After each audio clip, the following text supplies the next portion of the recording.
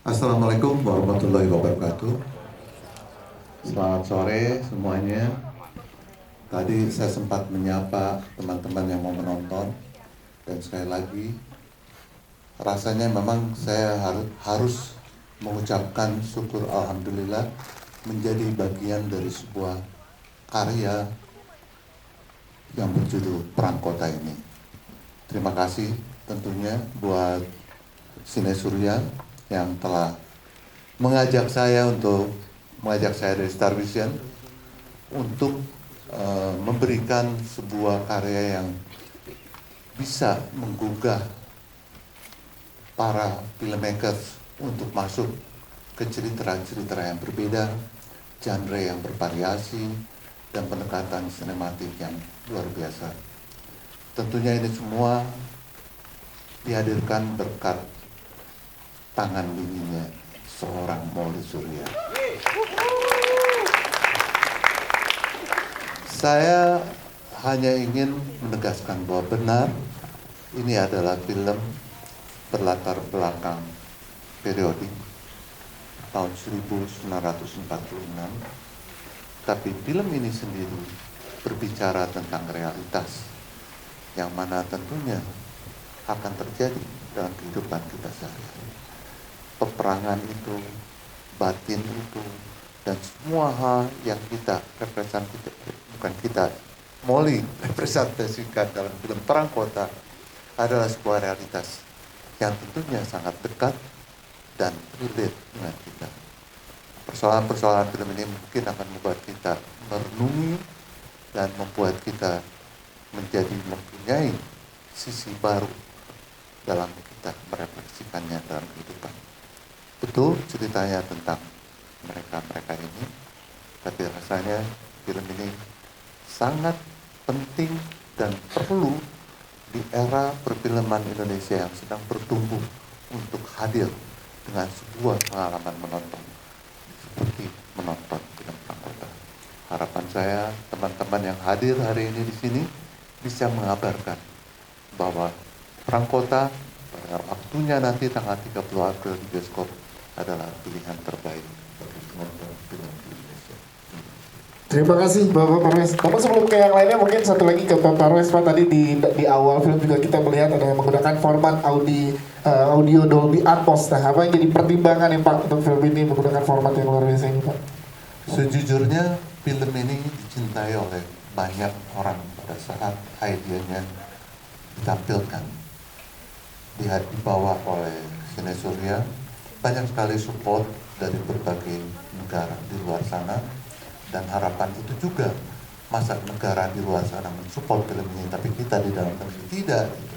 Nah, ini menjadi sesuatu yang harusnya menjadi energi kita untuk bisa menghormati dan ya, bisa menikmati karya sebaik ini.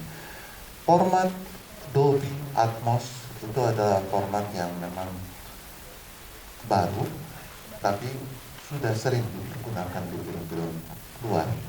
Di Indonesia tentunya pengalaman sinematiknya yang akan berbeda. Kita akan merasakan, kita benar bahwa peperangan sedang terjadi, perang batin, perang gerilya, semua perang yang ada di dalam film ini menjadi berasa dekat dengan kita. Dan ini adalah salah satu mungkin keistimewaan dari Perang Kota. Di samping juga banyak pihak yang terlibat dari sejak film ini dibuat hingga film ini menyelesaikan post produksinya. Semoga ini pun menjadi sebuah pengalaman yang baru, pengalaman sinematik yang bisa dinikmati oleh penonton film Indonesia yang sangat kami cintai, yang kami akan terus berkarya untuk yang terbaik bagi kalian. Insyaallah. Terima kasih Bapak Jan Parwes untuk penjelasannya. Kita ke Ibu Wila. Ibu Wila bersama dengan Kaninga Pictures selalu memiliki komitmen untuk memberikan dukungan nih terhadap film-film yang memiliki eksplorasi tema dan genre yang fresh di perfilman Indonesia. Dan bersama Perang Kota ini, bagaimana Ibu melihat pentingnya memberikan kesempatan bagi film-film yang memiliki penawaran baru untuk perfilman di Indonesia, Bu? Silakan. Terima kasih. Assalamualaikum warahmatullahi wabarakatuh. Tetap deg-degan ya Pak. Ya buat kami ini anugerah bisa bekerja sama lagi dengan Mbak Moli Surya dari Sine Surya, mengeksplor genre yang baru itu sangat menantang ya. Dengan hasil film yang seperti teman-teman tadi tonton gitu, rasanya priceless. Ini yang harus saya merasa ini harus tetap dikerjakan oleh Kaninga Picture untuk membuat film-film yang baru, yang harapannya teman-teman semuanya penonton bisa merasakan, menurut saya itu kemewahan ya, menonton film-film yang berbeda dan bisa dinikmati oleh teman-teman semuanya. Mungkin itu tadi. Ibu Wila, terima kasih Ibu Wila. Kita lanjut ke jajaran produser, ada Mas Rama Adi. Mas Rama sudah mengambil pendekatan yang berbeda kali ini dengan kesuksesan film Marlina sebelumnya di internasional dan di dalam negeri juga. Dengan berkolaborasi dengan koproduksi dengan para kru internasional nih Mas. Mungkin boleh dijelaskan sendiri pentingnya dan signifikansinya terhadap film Perang Kota ini. Misalnya mungkin secara teknis film ini jadi aspek-aspek yang luar biasa dengan kolaborasi tersebut. Silakan Mas Rama. Assalamualaikum warahmatullahi wabarakatuh. Terima kasih teman-teman semua. Sebelumnya saya pribadi dan Sine Surya mengucapkan terima kasih banyak sekali ke Pak Chan Parwes dan Star Vision yang menerima visi kami, yang melihat visi kami dan mensupport kami. Dan juga Ibu Wila dari Kaninga Pictures, ini kali kedua kami dari Sine Surya bekerja sama sebelumnya dengan Marlina.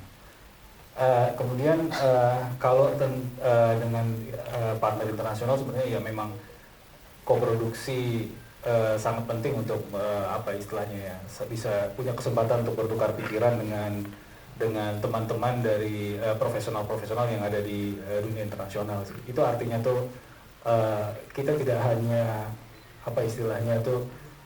memperluas wawasan lah, kira-kira sih seperti itu untuk mengelevate karya-karya kami gitu, karena selama ini mungkin kami cukup pede gitu dengan karya kami, tapi ternyata mungkin ada pandangan lain, point of view lain dari luar sana yang punya pemikiran yang berbeda gitu, dan akhirnya tercipta sebuah diskusi gitu, kurang lebih sih gitu ya. Jadi biar pandangan lain dan kolaborasi ini akan terus dibawa oleh Sine Surya misalnya terhadap film-filmnya di sebelumnya dan juga nantinya. Ya insya Allah sih, cuman maksudnya ini salah satu cara yang bisa kami lakukan gitu, kurang lebih sih gitu ya. Siap, terima kasih Mas Rama Adi. Selanjutnya ke Mas Fauzan Zinti. Mas, selain di Indonesia akan ada juga negara-negara lain yang memutarkan film Perang Kota Mas. Salah satunya mungkin adalah Belanda di Eropa. Dan ceritakan ke teman-teman media boleh Mas bagaimana proses perjalanan dari film Perang Kota ini yang nanti tayang di Indonesia dan juga akan ada di luar negeri. Silakan. Iya, terima kasih teman-teman. Jadi tanggal 17 April kemarin kita sudah tayang secara komersil di Benelux, Belgia, Nederland, dan Luxembourg.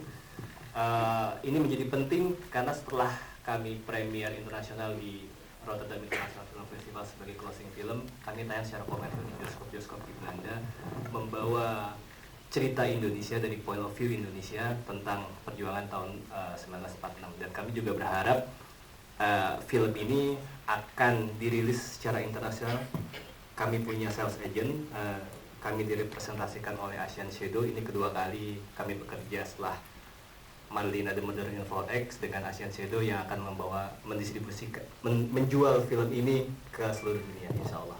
Insya Allah, tepuk tangan dong. Jadi hanya dinikmati di Indonesia karena karya yang luar biasa ini dan juga siap di luar negeri ya Mas. Terima kasih Mas Fauzan. Kita ke sutradara kita, Mbak Moli Surya. Tepuk tangan dulu ke Mbak Moli Surya. Mungkin sebelum ke pertanyaan teknis yang juga jadi teman-teman penasaran, namun saya sebagai penonton salah satu yang tadi yang merasakan adalah bagaimana perjuangan ini gak hanya fisik tapi batin berjuang. Ini kita pengen tahu gimana mengemas nge-treatment dan jadi sebuah perjuangan yang sangat luar biasa. Ternyata perjuangan pemaknaannya bisa dalam dan diterima dengan beda nih oleh penonton yang melihat ada cinta, perjuangan fisik juga dan juga batin ya Mbak Moli. Silakan, bagaimana terkait perjuangan ini? Assalamualaikum warahmatullahi wabarakatuh. Terima kasih semuanya teman-teman media sudah datang, sudah nonton film ini bareng-bareng siang sampai sore ini. Sangat exciting ya buat kita karena kita sudah membuat film ini udah cukup. Saya sendiri udah berkelut dengan film ini sudah cukup lama, sudah dari tahun 2018 saya menulis skenario film ini. dengan segala tantangan dan keseruannya gitu istilahnya, dan akhirnya bisa mengadakan press screening dan gala premier hari ini. Nah, terima kasih sudah mengalami Perang Kota bersama-sama kami semua. Cerita saya gimana ya? Perang Kota itu kita kan saya memang dari awal ingin membentuk membuat film yang mempunyai genre itu klasik gitu, kayak film-film tahun 40-an pada saat itu gitu. Ada dramanya, tapi ada sebenarnya film drama gitu, tapi dalam settingan peperangan gitu, di mana ada cinta segitiga di situ.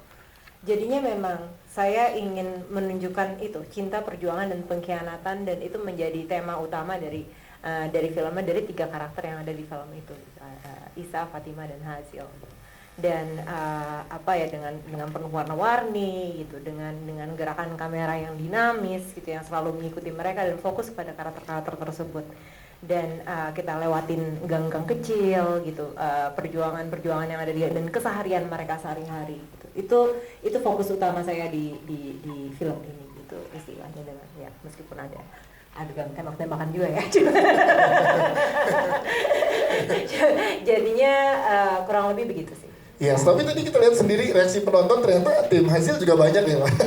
Ini ada diperkirakan agar orang cinta terhadap masing-masing karakternya, atau gimana Mbak? Sebagai sutradara memang udah harus cinta nih penonton sama semua karakter yang ada di sini, atau gimana Mbak Molly? Visi itu di awal. Karena memang menurut saya memang 3 karakter ini masing-masing punya charm masing-masing ya gitu istilahnya gitu. Bahkan kalau kita bilang maksudnya Hazil gitu ya, yang tetap kalau saya sendiri juga istilahnya menurut saya itu karakter yang sangat menarik memang gitu. Dia dan sangat relatable ya, sangat bisa dan sangat zaman sekarang juga gitu sebenarnya, itu seseorang yang menggebu-gebu gitu istilahnya, dan passionate gitu, dan kayaknya meskipun di dalamnya juga ada kompleksitas gitu. Jadi gitulah. Jadinya wajar kalau teman-teman penonton tuh akhirnya punya konektivitas terhadap jajaran cast yang ada di sini ya. Sangat wajar. Dan kita pengen tahu juga dari tim produksi yang juga jajaran nama-nama besarnya luar biasa Mbak Molly. Pendekatannya seperti apa saat mengajak teman-teman untuk di tim produksi yang juga sekaliber nggak cuma Indonesia tapi juga internasional, Mbak Molly? Karena memang prosesnya lama ya film ini, dalam kita membentuk tim juga dengan kita bersiap untuk syuting gitu. Jadi memang prosesnya kita perlahan-lahan gitu. Maksud saya kita kan kalau bekerja di film jodoh-jodohan gitu istilahnya ya. Dan kalau salah satu contoh, maksudnya ada juga beberapa tim saya yang memang dari film pertama saya sudah ada seperti di musik gitu, dengan Yudia Fani dan Sika Seli yang sudah bekerja sama dengan saya dari kali pertama saya buat film, dan juga ada dari kostum gitu, dan juga Bang Frans dan production designer Frans Paat yang juga sudah bekerja dari saya sejak Marlina si Pembunuh Dalam 4 Babak. Dan sekali pertama ini saya baru di film ini, di Perang Kota, saya juga baru pertama kali nih kerja sama Bang Roy Lolang. Yes. Sinematografer senior. Ini kolaborasi yang luar biasa. Ini kolaborasi pertama kami. Siap, tepuk tangan dong untuk Bang Molly sendiri. Thank you. Nanti kita ngobrol lagi dengan Bang Molly dari pertanyaan teman-teman media. Pas banget tadi udah di-mention, berarti kita langsung ke Bang Roy Lolang sebagai penata sinematografi yang kita pengen tahu penggunaan pilihan rasio aspek 4:3 tadi yang teman-teman juga saksikan. Dan ini kita pengen tahu tantangannya serta manfaatnya menjadi suatu yang sejalan dengan estetika lanskap kota, bagaimana dengan visi yang diberikan oleh Bang Molly, Bang Roy. Silakan. Oke, makasih. Pemilihan format 4:3 itu kalau dalam sebuah struktur produksi sinematografi itu kan tentunya kan bagaimana kita bisa menghasilkan imaji yang menjadi sangat otentik gitu. Dengan format 4:3 ini rasanya memang kita lebih intim, lebih dekat, dan kita harus bisa juga mengambil sinematografi atau kamera harus bisa mengambil satu sisi point of view dari pencerita gitu. Artinya dengan kesadaran penuh banget gitu, kita mengambil bahwa kamera itu adalah menjadi point of view dari salah satu mungkin kita bisa bilang pihak ketiga yang selalu mengikuti atau mengintip kejadian yang ada di dalam film ini gitu. Seperti misalnya kalau saya bilang mengintip, jadi kayak kamera itu seakan-akan kayak kita lagi memicingkan mata gitu. Jadi kan kalau memicingkan mata tuh formatnya kan memang segini kan, tidak selebar kita membuka dua mata kita selebar sinemaskop gitu kan. Jadi memicingkan mata artinya kita lebih konsen dan lebih dekat dengan apa yang ada di dalam film ini gitu. Yes, itu ya. Terima kasih Bang Roland untuk penjelasannya. Kita ke jajaran cast. Yang pertama ladies first, kita ke Ariel Tatum dulu, tampilannya sangat luar biasa. Yang diperbutkan. Yes, itu dia. Karena ternyata di sini yang berjuang tidak hanya Guru Isa dan juga Hasil, tapi menurut saya sebagai penonton yang berjuang sangat luar biasa adalah Fatima di sini. Yes, ini gimana saat mendapatkan peran ini dan memaknai perjuangan ini Ariel Tatum untuk karakter Fatima? Silakan. Serba kaget tiba-tiba ditembak. Selamat sore teman-teman media. Terima kasih atas waktu dan energinya. Tentu saja ini adalah salah satu produksi besar yang dimana kami semua yang terlibat sangat amat bangga ya. Kami semua mengerjakan proyek ini dengan penuh kesungguhan dan hati yang sangat khusyuk. Khusyuk selama proses workshop. Apa tadi pertanyaannya sampai bingung? Memaknai perjuangan Fatima itu seperti Fatima. apa dari sudut pandang Ariel Tatum? Fatima ini adalah sosok perempuan yang sangat kuat ya. Meskipun perang kota ini latar belakangnya adalah Indonesia pasca kemerdekaan, di era kemerdekaan yang mungkin nggak ada satupun di antara kita yang merasakan bagaimana sesungguhnya hidup di era tersebut gitu. Cuma aku rasa masih sangat amat relevan ketika kita coba tarik ke era saat ini gitu ya. Resiliensi Fatimah, semangat perjuangannya, walaupun kami Fatimah dan saya berada di era yang berbeda, namun peperangan batin tersebut, perjuangan dalam kehidupan, mau jadi seorang perempuan, mau jadi laki-laki, kita hidup itu pasti penuh dengan perjuangan dan setiap hari pasti ada peperangan batin yang kami rasakan di dalam berbagai aspek kehidupan gitu.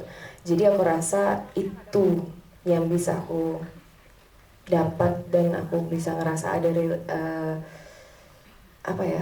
bisa ada koneksi sama Fatimah gitu ketika aku baca skenarionya tentang semua hal yang dia perjuangkan ke aku gitu, perempuan era modern ini gitu. Dan aku yakin teman-teman yang sudah menonton juga bisa merasakan itu dan masih bisa relevan untuk diaplikasikan di hidup era modern dan di kehidupan kalian semua saat ini gitu. Yes. Dan fun fact-nya katanya Ariel Tatum untuk karakter Fatima ini bersama dengan Guru Isa katanya pengen date beneran nih untuk gimana sih, boleh ceritain gak sih? Coba diluruskan ini ya, tidak. Fatima dan Guru tidak Isa. ngedate. Ngedate Fatima dan Guru Isa. Bukan seperti itu. Nah, ini gimana, boleh Kami dijelaskan? diberkati dengan waktu yang cukup panjang sebelum memasuki proses produksi, sebelum syuting sekitar ada 4 bulan lebih kami bertiga dan teman-teman yang lain juga terkadang bersama-sama. Kami bertiga bisa dibilang hampir setiap hari 6-8 jam bersama-sama sampai membuat sebuah skema di dalam workshop tersebut gitu. Karena kami semua percaya bahwa untuk menghidupkan sebuah karakter perlu juga kami lakukan beberapa prosedur gitu, seperti kami diskusikan bagaimana sih kali pertama pertemuan Isa dan Fatima, bagaimana sih dinamika pernikahan kami berdua, sehingga ketika ada sebuah kejadian selain hal-hal yang kami ucapkan secara verbal, penting juga inner monolog yang terjadi di dalam pikiran si karakter tersebut gitu. Itu bisa dibilang salah satu upaya untuk menghadirkan emosi-emosi yang tidak diverbalkan gitu sih. Jadi date yang kami lakukan itu di dalam proses workshop tersebut gitu. Kami menggali karakter masing-masing, Fatima sama Isa tuh ketemunya kapan, apa yang membuat kami jatuh cinta terhadap satu sama lain. Oh, kami mempunyai kesukaan yang sama terhadap musik, terhadap George Gershwin gitu. Itu adalah hal-hal yang kami jadikan bekal untuk membantu menghidupkan karakter yang kami mainkan gitu sih. Ariel Tatum, tepuk tangan dong. Kita ke Bang Ciko Jericho, kita pengen tahu juga boleh proses perjuangannya ini luar biasa nih Guru Isa. Amarah yang dipendam tapi menyalurkannya luar biasa juga melalui aksi yang luar biasa. Gimana Bang berproses di perjuangan ini dengan karakter Guru Isa? Terima kasih buat teman-teman media yang sudah ikut berperang selama 1 jam 55 menit. Pasti bisa merasakan bagaimana intensnya tadi cerita di dalam Perang Kota. Jadi untuk menghidupkan karakter Isa ini memang cukup melalui pendekatan yang banyak sekali ya, maksudnya berbagai macam cara, karena karakter Isa ini adalah salah satu karakter yang belum pernah saya sentuh sebelumnya dalam dunia keaktoran. Dia ini mempunyai karakter yang layernya itu sangat banyak. Dia tinggal dia hidup di pada saat Indonesia belum merdeka dengan mengalami banyak trauma. Dia harus menghadapi masalah impotensinya, dan dia juga berjuang bukan hanya untuk kemerdekaan, tapi dia juga berjuang untuk batinnya, dia berjuang untuk keluarganya, dan dia berjuang bagaimana untuk bertahan hidup di zaman yang sedang tidak baik-baik saja. Jadi lumayan cukup kompleks dan seru. Tapi support system yang diberikan oleh tim tadi yang seperti dibilang Ariel cukup luar biasa berarti ya untuk pendekatan karakternya. Ya, saya sangat senang dan bersyukur kebetulan saya didukung sama ensemble cast yang sangat luar biasa di sini semuanya, dan memberikan energi dan support yang sangat luar biasa. Jadi saya ini bisa dibilang cast yang paling terakhir ditemukan oleh Moni dan Rama di judul ini. Jadi tapi kita pengen tahu kalau Guru Isa perjuangannya tadi udah dijelaskan. Ya. Kalau seorang Ciko Jericho perjuangannya seperti apa sih? Sebenarnya persamaannya Ciko dengan Isa adalah Ciko sama-sama seorang bapak, seorang suami yang berjuang untuk keluarganya dan juga family man. Yes. Arti kesamaan Guru Isa dan Ciko adalah sama-sama rela melakukan apapun demi keluarga. Betul. Ciko Jericho, tepuk tangan dong untuk Bang Ciko. Thank you Bang Ciko. Kita ke hasil kita Jerome Kurnia. Mana tepuk tangannya teman-teman? Terima kasih. Hati-hati dengan senyumnya Jerome memang ya. Jerome, kepercayaan ini luar biasa hadir di dalam perannya Jerome Kurnia. Gimana lo maknai perjuangannya Hasil? Karena Hasil juga berjuang di sini Jerome. Silakan. Hasil sangat berjuang karena tadi kan udah sering disebut tuh cinta, perjuangan, pengkhianatan. Kenceng banget pengkhianatan ya. Jadi gue sempat mikir kayak kadang untuk cinta itu kita harus berjuang. Ya. Tapi kadang kita juga harus berkhianat. Iya kan? Tapi tergantung dulu nih kita cintanya sama apa. Kalau dari Hasil itu dia sangat mencintai Indonesia. Datang dari keluarga yang orang tuanya atau keluarga yang lebih pro Belanda. Dia itu rebel. Dia justru ingin Indonesia ini hidup. Dia justru ingin Indonesia ini merdeka. Cinta dia tuh ke arah sana. Itu target utamanya dia, tapi along the way berjalan kita nggak tahu ada yang terjadi kiri kanan. Kadang dia harus berkhianat, kadang dia harus mencintai sesuatu yang lain gitu demi mendapat tujuannya dia itu sih. Karena Hasil manusia yang penuh cinta. Itu dia. Hasil tuh manusia penuh cinta. Butuh berapa lama sih Jerome untuk berproses masuk ke dalam Hasil sehingga lo kayak kok nih Hasil apa Jerome sih gitu? Untuk masuk ke dalam Hasil Ya. kalau punya anak udah SD. Panjang ya. 7 tahun. 7 tahun ya. Karena justru itu berkah buat gua. Ya. Jadi kita mempunyai proses yang panjang dan satu dan lain halnya terjadi ada COVID dan lain-lain, tapi kita nggak berhenti di situ. Kita tetap terus latihan, kita tetap terus baca lagi dan tetap terus memahami Hasil itu siapa. Jadi lumayan panjang waktunya. Yes, dan katanya nih buat teman-teman media di sini, Jerome akan menyapa dengan bahasa Belanda sedikit ke teman-teman.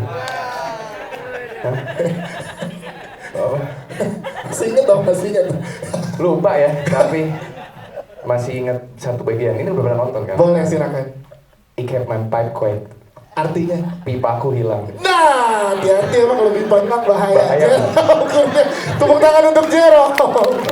Thank you Jerome. Kita ke Mas Rumah Rosadi yang berada di sebelah kiri sini.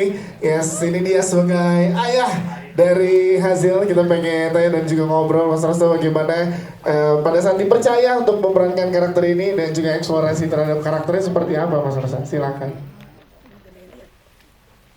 Saya kan belum pernah punya istri bule ya. Iya.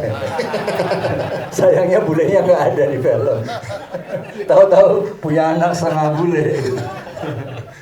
Ya, tapi bahwa berkelana ke dunia yang kita nggak pernah rasain, tapi pernah dirasain oleh kakek nenek kita itu luar biasa buat saya, menarik banget.